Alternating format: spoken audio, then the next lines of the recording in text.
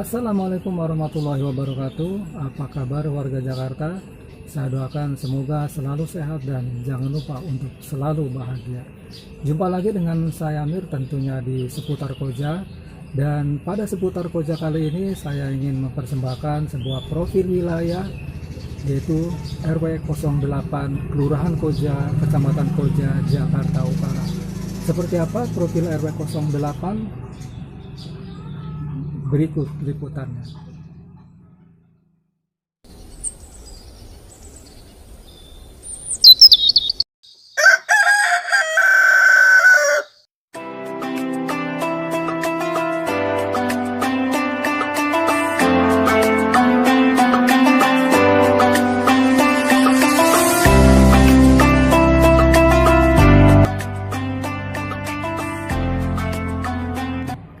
Assalamualaikum warahmatullahi wabarakatuh. Perkenalkan, nama saya Nanmi Yani, Ketua RW 08 Kelurahan Koja, Kecamatan Koja, Jakarta Utara, periode 2019 sampai dengan 2022, yang terdiri dari 12 RT. RT 01 itu berada di lorong 25 berbatasan dengan RT 02. RT 03 dan RT 04 itu berada di lorong 26. RT 05, RT 06 dan RT 07 berada di lorong 27. Sementara RT 08, RT 09 dan RT 010 itu berada di lorong 28. Batasan-batasan RW 08 di sebelah utara perbatasan dengan RW 7 Kelurahan Koja. Sebelah selatan itu berbatasan dengan RW 09 Kelurahan Koja. Sebelah barat berbatasan dengan RW 01 Kelurahan Koja. Sedangkan di sebelah timur itu berbatasan dengan RW 03 Kelurahan Koja. Dengan jumlah kakak 514 dan kurang lebih 1.718 jiwa. Adapun sarana prasarana RW 08, pertama balai warga itu alhamdulillah 2 lantai MCK. Namun MCK ini adalah gedung lama yang perlu direnovasi. Kemudian kegiatan di RW 08 itu ada posyandu dan pos balita. Posyandu balita. Untuk posyandu lansia itu melayani kesehatan para orang tua yang ada di wilayah RW 08. Sedangkan untuk posyandu balita itu melayani penimbangan dan kesehatan anak balita. Nah, untuk Karang Taruna itu alhamdulillah Karang Taruna itu juga ada kegiatan pengajian dan kerja bakti, dan alhamdulillahnya Ketua Karang Taruna wilayah RW 08 juga menjabat menjadi Ketua Karang Taruna Kelurahan Koja periode 2019-2022. Nah, untuk pengajian Pak RW itu dilaksanakan kegiatannya seminggu sekali atau berapa minggu sekali itu Pak? Untuk pengajian itu seminggu sekali dan dilaksanakannya di musola. Okay. Itu untuk ibu-ibu dan bapak-bapak pun demikian, karena sekarang ini pandemi, untuk sementara direhat dulu. Ya. Untuk pengajian yang Karang Taruna itu Pak RW? Untuk Karang Taruna itu biasanya keliling, tapi difokuskan di setiap bulannya itu di Balai Warga RW 08. Kalau keliling itu maksudnya dari rumah ke rumah anggota Karang Taruna ya Pak RW? Betul, itu untuk kegiatan RW 08, tapi untuk kegiatan kelurahan dari RW ke RW gitu. Dari Balai Warga RW ke Balai Warga RW lain. Untuk masa pandemi ini Pak RW, kegiatan Karang Taruna untuk pengajiannya masih berjalan Pak? Untuk pengajian Karang Taruna walaupun pandemi mereka masih berjalan. Ya, tentunya dengan memperhatikan prokes ya betul, Pak. memperhatikan protokol kesehatan. Untuk sistem keamanan itu kami punya 2 petugas keamanan dan di setiap lorong ada portal ini untuk penjagaan malam dengan sistem buka tutup. Kemudian untuk masalah sampah, alhamdulillah ini tidak begitu bermasalah karena di samping ada petugas sampah mandiri juga kami bekerja sama dengan PPSU kelurahan dan juga ada pengolahan sampah yang dilakukan oleh Dawis, Jumantik dan juga warga sendiri sehingga ada nilai ekonomisnya. Kemudian untuk permasalahan yang sekarang dihadapi itu kaitannya dengan MCK itu yang memang bangunannya bangunan tua itu mesti direnovasi sehingga bisa berjalan kembali normal sehingga fungsi dan manfaat itu bisa dirasakan oleh warga RW 08 dan di sekitarnya. Untuk ini MCK umum? MCK-nya umum sih tapi punya RW gitu. Oh, punya RW. Punya RW tapi dipakai untuk umum. Masing-masing yang menggunakan MCK itu dikenakan biaya, Pak? Kalau yang kebetulan berdekatan dengan pasar itu mereka ya bayar untuk pemeliharaan kebersihannya saja. Untuk masalah portal yang buka tutup Pak RW itu berlaku dari jam berapa sampai jam berapa dan kemudian apakah portal buka tutup itu dilaksanakan pada waktu pandemi atau memang jauh sebelumnya memang sudah diadakan portal buka tutup Pak? Untuk masalah portal itu pertama kali portal itu ada itu sebelum pandemi memang sudah ada tapi hanya beberapa. Tapi ketika masa pandemi ini ditambah sehingga untuk menjaga hal-hal yang tidak diinginkan dan membantu khususnya di penjagaan malam. Jadi portal ini ya bertambah ketika ada pandemi. Untuk senam Pak RW tadi. Untuk senam itu sore dilaksanakan sore pagi. Iya, untuk senam ini senam ibu-ibu ini ada dilaksanakan sore hari. Pada masa saat ini di masa pandemi ini memang baru tadi ini berjalan. Seperti biasanya sih jalan setiap harinya itu setiap minggu sore.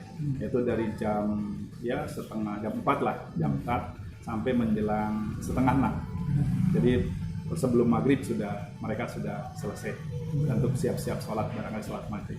Untuk kerja bakti untuk saat-saat ini agak ringan ya, tidak melibatkan warga karena ada petugas dari kelurahan PPSU dan juga ada program ketika ada kerja bakti itu kita bersama dengan PPSU dan juga sekali-kali warga itu. Jadi sekarang alhamdulillah ada PPSU memang agak ringan untuk kerja bakti ini. Mungkin prestasi yang sudah diraih oleh RW 08 mungkin? Di tingkat kelurahan sih pernah juara 1 itu di tahun berapa ya? Di tahun masa-masa saya menjabat ada warga yang memang dia berbakat melukis itu alhamdulillah juara pertama dan dapat hadiahnya cukup lumayan buat warga kami. Itu yang mengadakan kalau tidak salah itu dari Jakarta Intercontainer JICT dari JICT. Ya.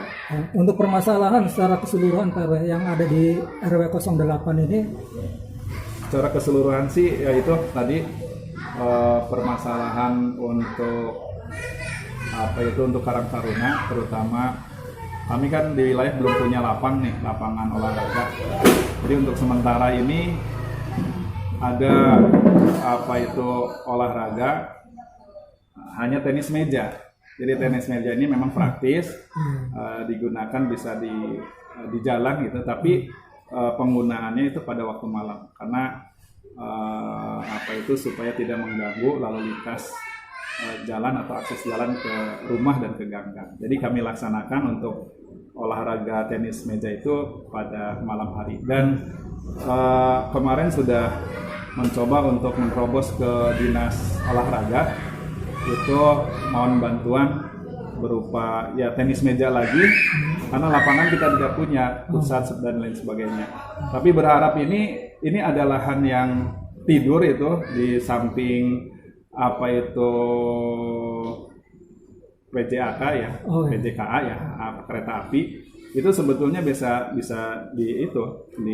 dimanfaatkan untuk lapangan futsal, daripada malamnya itu dipakai anak-anak yang nggak karuan. Itu cukup sulit juga karena memang perusahaan kereta api sendiri tidak memberikan izin. Untuk kegiatan di wilayah pun ada salah satunya PAUD. PAUD kami alhamdulillah, PAUD RW 08 itu namanya PAUD Cempaka. Dan ini sangat luar biasa. Muridnya pun cukup banyak. Alhamdulillah itu sekitar ada 60-an siswa-siswi.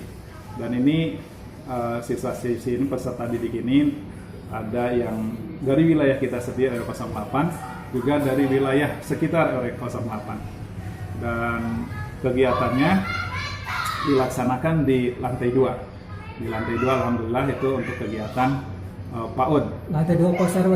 Lantai 2 pos RW. Dan alhamdulillah juga guru-gurunya ada sekitar 3-4 orang.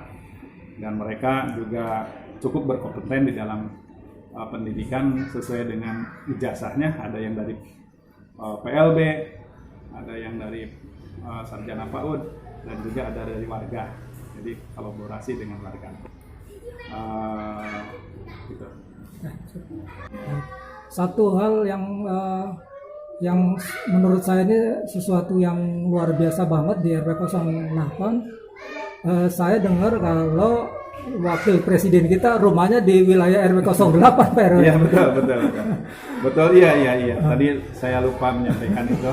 Betul, kami cukup berbangga. Dan ya itu wilayah kami juga jadi terangkat sejak warga kami yaitu Bapak Kiai Haji Ma'ruf Amin itu terpilih menjadi wakil presiden Republik Indonesia. Dan alhamdulillah dengan dengan terpilihnya beliau, kami warga di sini juga merasa bangga.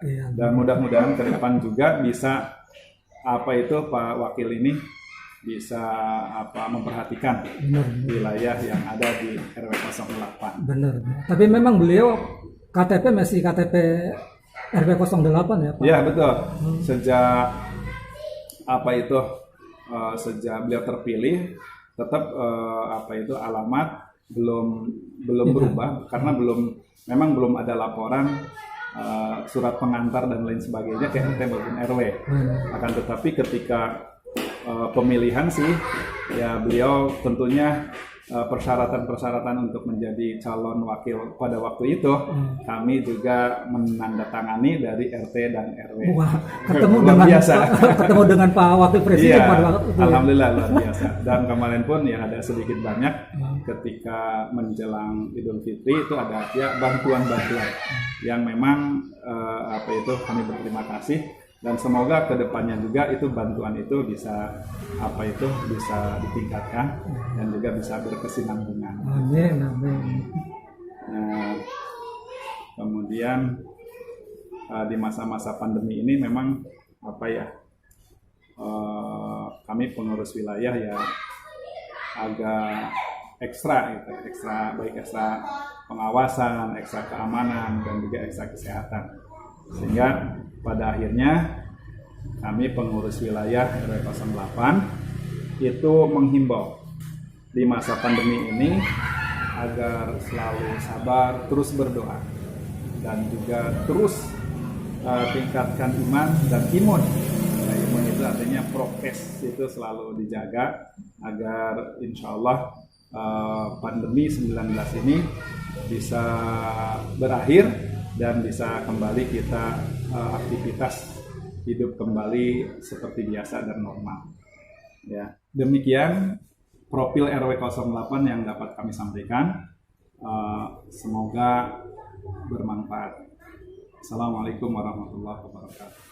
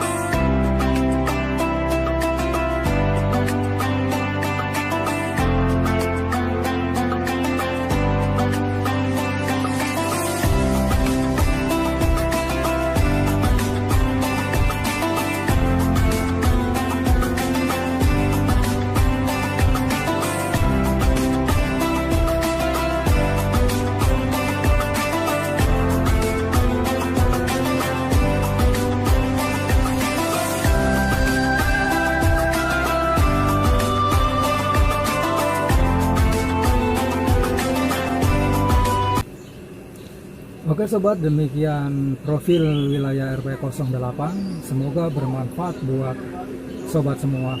Sebelum saya mengakhiri video ini, saya ingin memperlihatkan video kegiatan lingkungan hidup Kecamatan Koja, yaitu mengumpulkan minyak jelantah di RW 08. Oke, buat teman-teman yang sudah menyaksikan video saya ucapkan banyak terima kasih, dan jangan lupa untuk like, comment, subscribe, dan share ke teman-teman kalian. Oke, saya Amiruddin. Kita ketemu lagi pada seputar Koja berikutnya. Wassalamualaikum warahmatullahi wabarakatuh. Oke, action. Selamat pagi, kita dari lingkungan hidup Kecamatan Koja, program Saham Pertama, Saham Pertama Hidup Bersama. Di sini kita mengenai door to door masalah minyak jelantah, di mana minyak jelantah itu kita kumpulkan dari rumah ke rumah dan diserahkan kepada lingkungan hidup dan dikelola menjadi biosolar. Nanti biosolar ini tidak diajukan lagi ke minyak curah lagi, tapi dibuat biosolar supaya lingkungan kita menjadi bersih. Makanya dari hari ini kita door to door dari warga ke warga untuk mengumpulkan minyak jelantah supaya lingkungan kita menjadi bersih dan sehat. Untuk di wilayah RW 08 ini dilaksanakan berapa bulan sekali, Pak? Door to door, Pak, seminggu sekali, Pak. Oh ya, RW 8 seminggu sekali ya? Iya, kalau yang lainnya kita pokoknya dari RW ke RW itu punya harinya masing-masing. Iya. Baik, ini sejak kapan Pak dilaksanakan? Sejak tahun 2020 kemarin. 2020. Iya. Yang Karena dampaknya gini, Pak, karena dampaknya Bantar Gebang di Bekasi itu sudah tidak bisa lagi mencakupi sampah yang ada di DKI Jakarta. Makanya kita harus mengurangi sumber sampah di bidang pengelolaan sendiri. Jadi masyarakat itu dikelola gimana caranya sampah itu tidak jatuh lagi ke Bantar Gebang. Ini hari ini kita pengumpulan mijel ini dia sudut-sudut supaya tidak mewabah dibuang. Nah, selama ini dibuang ke got masing-masing, dan got itu akan macet kalau banjir. Makanya dari LH kita ambil, kita kumpulkan menjadi biosolar supaya lingkungan kita menjadi bersih dan sehat. Oke, baik, kalau gitu sekarang saya beralih ke yang megang digen nih, jangan megang digen terus dong. Coba ngomong, boleh Pak? Boleh menambahkan Pak, untuk minyak jelantah ini dihargain berapa tuh Pak? Satu botol berapa gitu? Selamat pagi, saya leader dari RW 06. Ini dihargain 81.000 Pak. Oh, per apa itu Pak? Per drigen. Per drigen 81.000. Drigen itu 18 liter. Oh, satu drigen 18 liter. Iya betul. Sementara kalau minyak aslinya itu per liternya itu berapa itu Pak? Kalau minyak aslinya berapa ya? Yang tahu dah. 17 ribuan. Oke, ada pesan untuk masyarakat atau warga 08 Pak? Ya, untuk warga agar tidak membuang minyak jelantahnya tidak di got lagi, karena dapat menyebabkan lingkungan kita tercemar gitu. Jadi membeku dan banjir. Itu saja Pak. Oke, makasih Pak ya buat waktunya Pak ya. Selamat bertugas Pak ya. Terima kasih, Pak. Oke, makasih Pak. Makasih.